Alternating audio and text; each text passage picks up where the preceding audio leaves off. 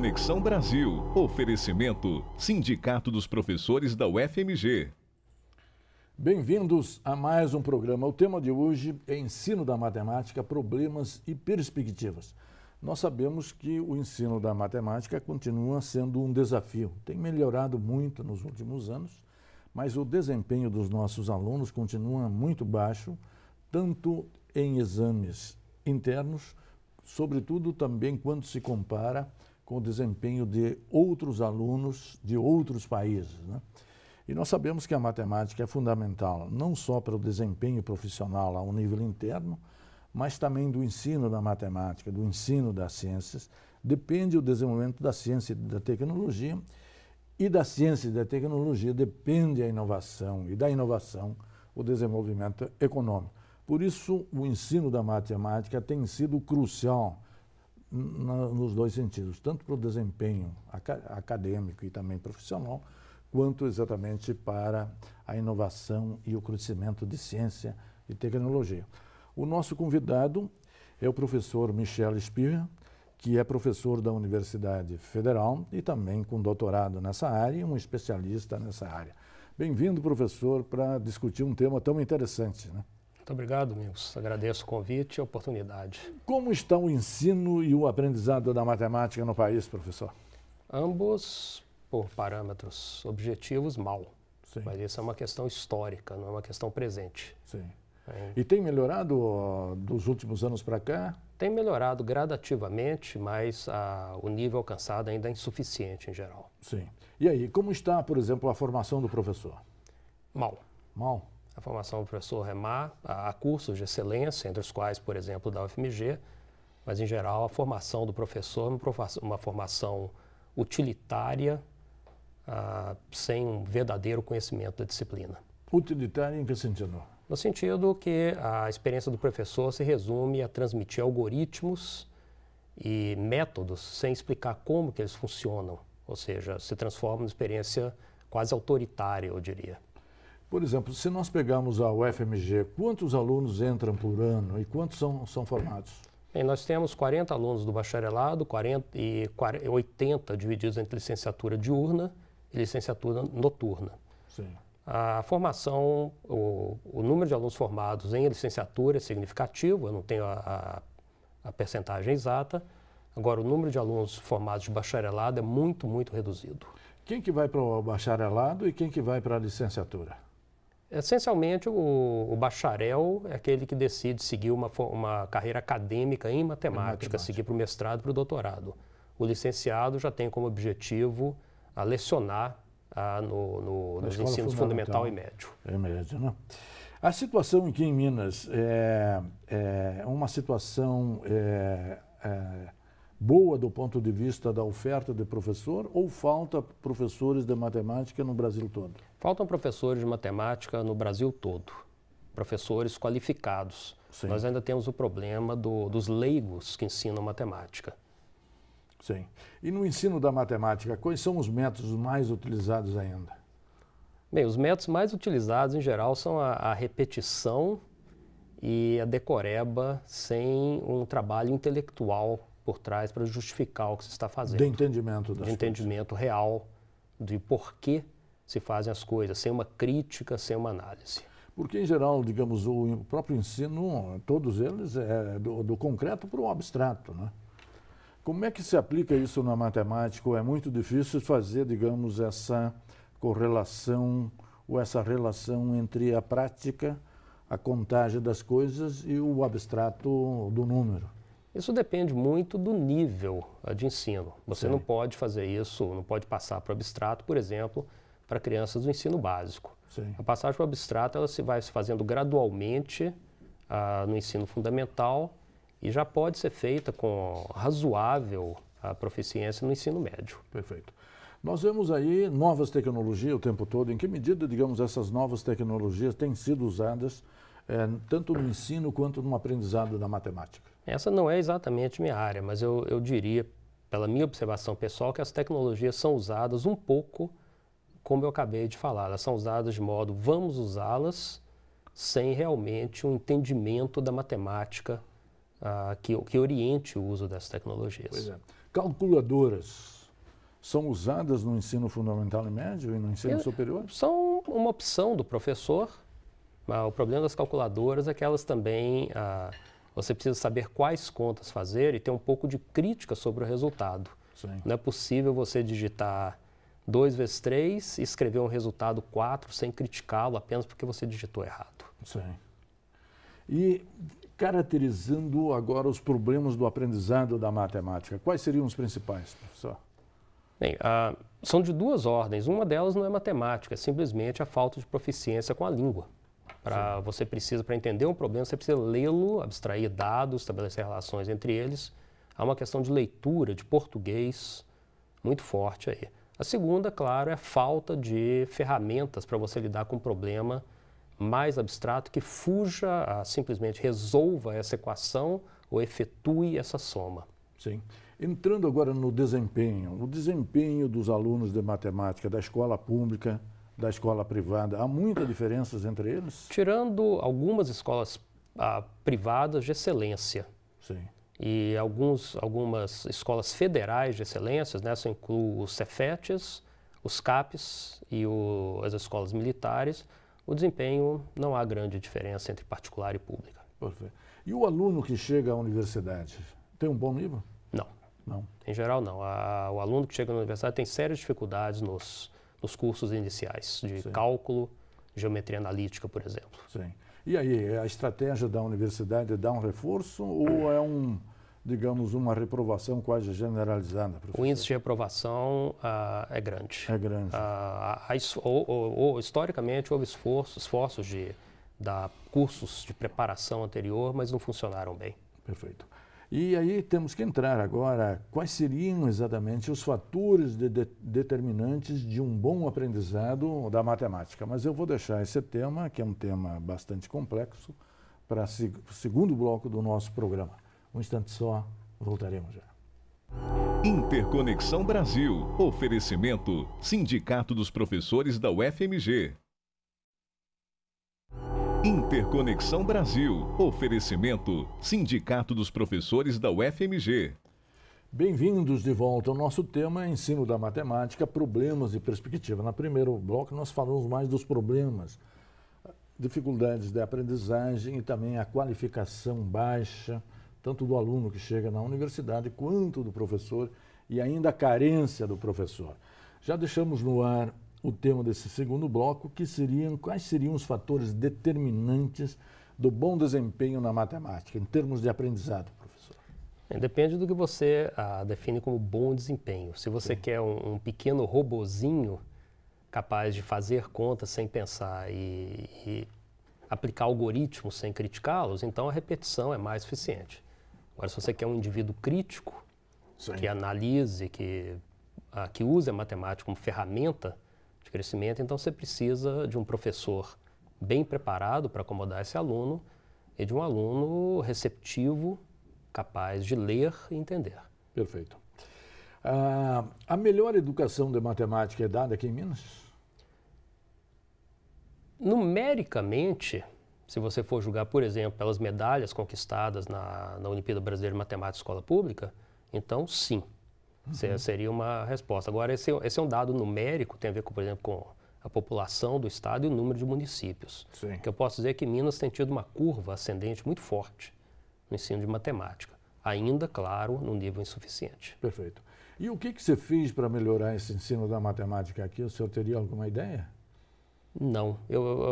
Talvez eu diria que uma boa escolha de secretárias de Estado de ensino, que incluiu uma reitora da Universidade Federal de Minas, uma ex-reitora da UFMG, foi um fator. Perfeito.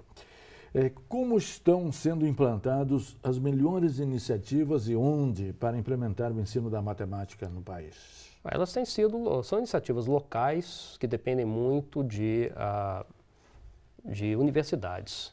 As iniciativas que eu conheço, em grande parte, são ligadas ao BIMEP. Programas voltados para a escola, programas voltados para professores e para alunos. Perfeito. Nós temos aqui, eu vi agora fazendo uma pesquisa, um município aqui do interior, Torres do Turvo. que é um município pequeno aqui da Zona da Mata e que tem tido um bom desempenho. O senhor visitou também essa cidade, essa escola. Qual o segredo dessa escola para ter exatamente essa projeção aqui em Minas e no Brasil? Bem, a Dores do Turvo não é pequeno. Dores do Turvo tem 4.500 habitantes, é minúsculo. E ele não tem tido um bom desempenho, tem tido disparado o melhor desempenho do país em termos de medalhas. Os fatores são simples. Um professor dedicado, que começou a trabalhar com alunos fora de sala de aula, uma diretora extraordinariamente dedicada, que não consegue falar a palavra aluno sem sorrir, e um poder público e uma comunidade que estão por trás da escola, independente de partidos, independente de orientação política, e uma população que cobra da escola uma boa educação de qualidade para os alunos. Perfeito. Então, não se faz bom ensino sem bons professores? Não. Não. Não. Professores e alunos são os partícipes Então, essenciais do bom professor, ensino. direção, apoio público e cobrança da comunidade. Né? Esses são fatores fundamentais. Em que medida, digamos, esses fatores poderiam ser aplicados em outros municípios para nós melhorarmos esse desempenho? Numa capital como Belo Horizonte, uma população muito grande, é difícil dizer, porque os alunos estão espalhados geograficamente. Sim. Em cidades menores, onde há uma coesão social mais forte, esses fatores que eu mencionei dependem basicamente do interesse da comunidade e do poder público. Sim. E, é claro, de gestores e professores dedicados. Perfeito. Né? E qual o desempenho dos nossos alunos, por exemplo, nos testes internos? Tenho uma prova Brasília e também agora tem o Enem. Como é que tem sido o desempenho dos nossos alunos, professor? Bem, você tem também, por exemplo, a OBMEP, né, que é um exame muito amplo. Não é um exame, a OBMEP não se prende à avaliação. Mas todas as avaliações de massa, elas refletem, elas são uma radiografia da situação como se apresenta. A situação é ruim do ensino da matemática, então, em particular, em matemática, o desempenho dos alunos, em geral, é ruim. Perfeito. Também. E nos testes externos, por exemplo, o PISA, né? Que é um ranking entre países, como é que nós estamos situados aí, professor? O Brasil está lá embaixo da lista, tanto em matemática quanto em leitura. Quanto em leitura. Quanto em leitura. E os dois estão fortemente relacionados. E, por exemplo, o topo é a China. Como explicar a China ou o que os outros países têm feito para melhorar o ensino da matemática, professor? Não só da matemática em geral, mas a matemática, como você mencionou, como base do avanço científico e tecnológico, um país que aspira a ser uma potência mundial, uma potência científica e tecnológica, necessariamente investe fortemente na formação de professores e no ensino como um todo. Esse é o caso da China, e não é necessário mencionar só a China, o caso dos tigres asiáticos, Sim. que ressurgiram das cinzas depois da Segunda Guerra Mundial. Todos eles investiram fortemente num projeto de Estado que incluía um investimento pesado em matemática, em áreas científicas e tecnológicas. Perfeito. O senhor tem se referido aqui à OBMEP, né? Que é exatamente a Olimpíada Brasileira de Matemática nas escolas públicas. O senhor é um dos organizadores dessa iniciativa que está funcionando desde 2005, né? Correto. Quais os resultados que essa iniciativa tem provocado exatamente na melhoria do ensino da matemática? Bem, a gente tem dados anedóticos, claro, de dentro das escolas, uma maior organização em torno da matemática, o estabelecimento de clubes de matemática, professores que recorrem ao OBMEP solicitando formação, a penetração do material didático gerado pela OBMEP nas escolas, mas um dado objetivo é que foi comprovado recentemente que escolas com boa participação na OBMEP, esses dados são relativos à Prova Brasil de 2007, 2009 e 2011, as escolas que têm boa participação na OBMEP, comparadas com as escolas que têm baixa participação na OBMEP, os alunos das escolas com boa participação têm um ganho de escolaridade que já chega perto de 1 ano no aprendizado de matemática, apenas por participar da OBMEP. Que é isso, um entusiasmo, a mobilização em função do ensino, ajuda entre alunos, o mutirão com os professores e os alunos, como é que isso tem funcionado? Sim, a OBMEP conseguiu fazer isso. A OBMEP conta com a simpatia do público escolar, conta com a simpatia dos gestores E a OBMEP oferece um instrumento diferente. A OBMEP oferece uma matemática que não é aquela matemática encontrada nos livros textos de decoreba e algoritmos. Sim. É uma matemática que procura trabalhar com habilidades básicas de pensamento, como análise, crítica, organização de dados, um pouquinho de demonstrações às vezes. Perfeito. No terceiro bloco, nós vamos falar mais do impacto dessa Olimpíada Brasileira da Matemática e também falar de uma outra iniciativa que está sendo construída, que é a Casa SESI de Matemática, no Rio de Janeiro. Um instante só, voltaremos já. Interconexão Brasil. Oferecimento: Sindicato dos Professores da UFMG. Interconexão Brasil. Oferecimento: Sindicato dos Professores da UFMG.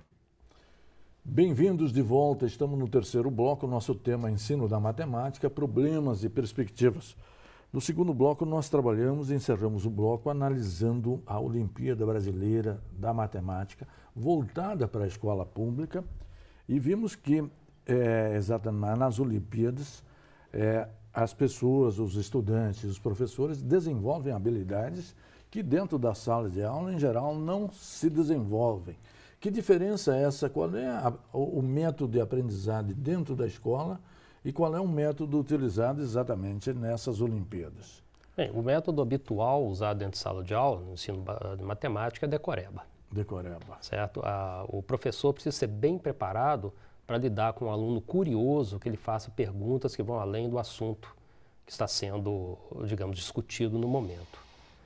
Essas habilidades que eu mencionei, análise, crítica, organização de dados, essas são habilidades condutivas à formação cidadã e, na verdade, são habilidades mentais gerais. Elas vão ajudar o indivíduo a ter bom desempenho, qualquer que seja a área que ele escolha, não necessariamente apenas em matemática. Essa é a nossa crença, que a insistência na boa formação matemática ela ajuda as outras ciências, né? Exato. Irradia para as outras ciências. E um dos grandes objetivos da OBMEP é criar, no meu entender, uma geração de engenheiros e médicos e artistas e pessoas que têm usado a matemática para construir a sua carreira profissional.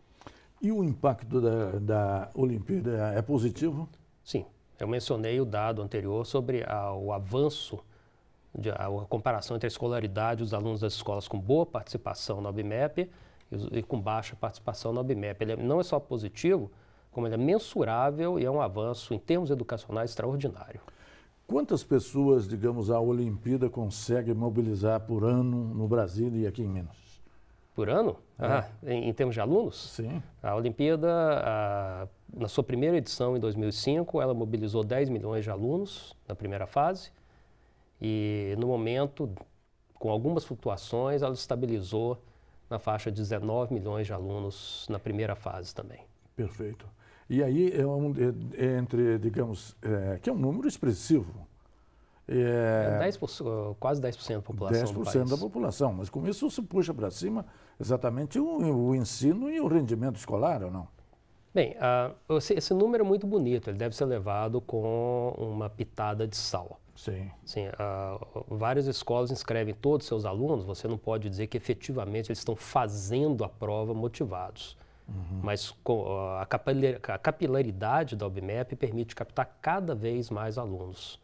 Tanto os talentos de matemática, quanto aqueles que não são talentos, mas cuja formação matemática melhorada vai contribuir. Mas a própria inscrição gera uma certa emulação interna entre os alunos para ter um bom desempenho ou não chega a tanto? Cada vez mais. Mas isso é um projeto de longuíssimo prazo. Sim.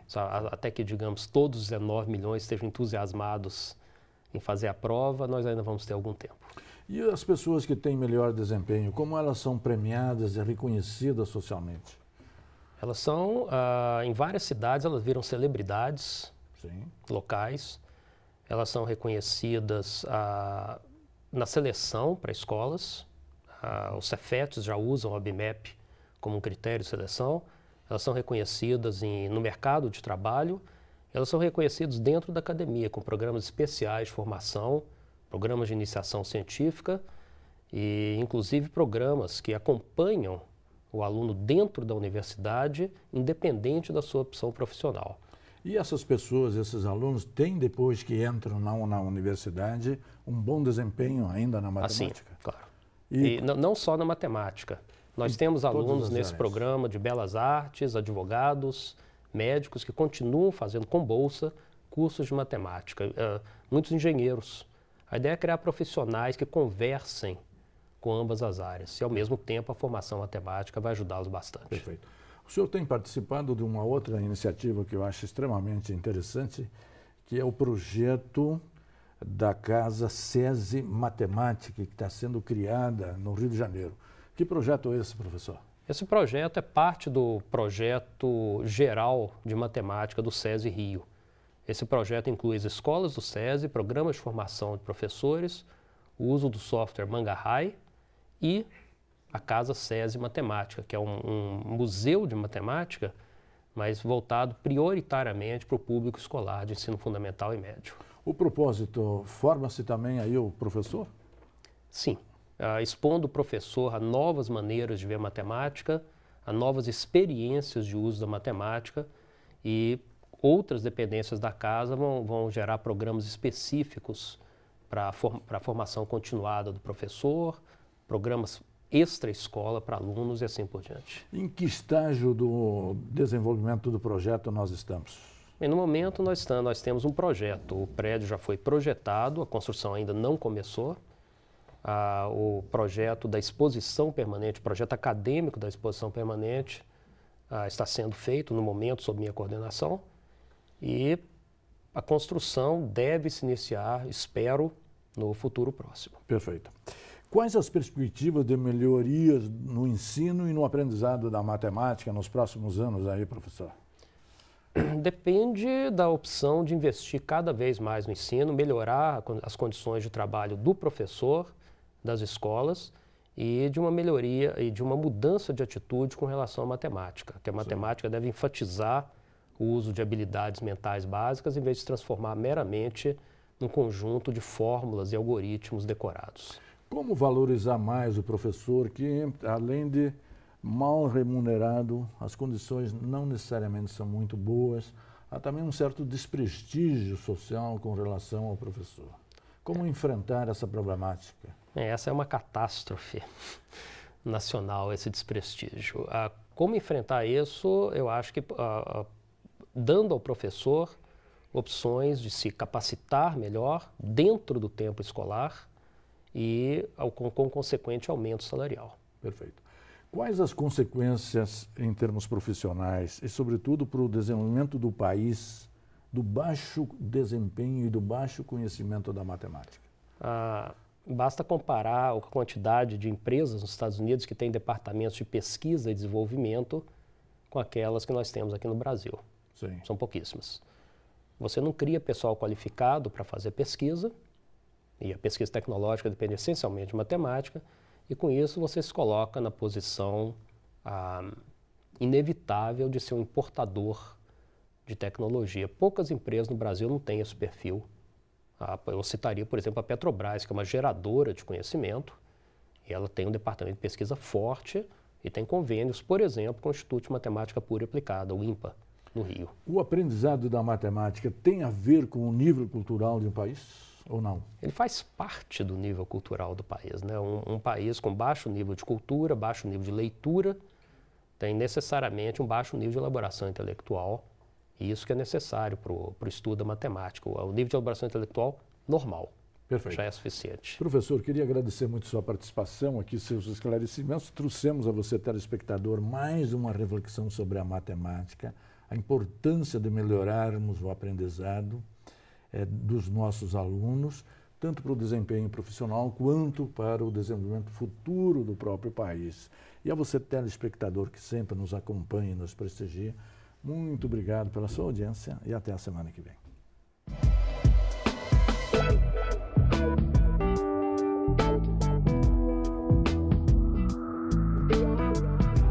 Interconexão Brasil. Oferecimento: Sindicato dos Professores da UFMG.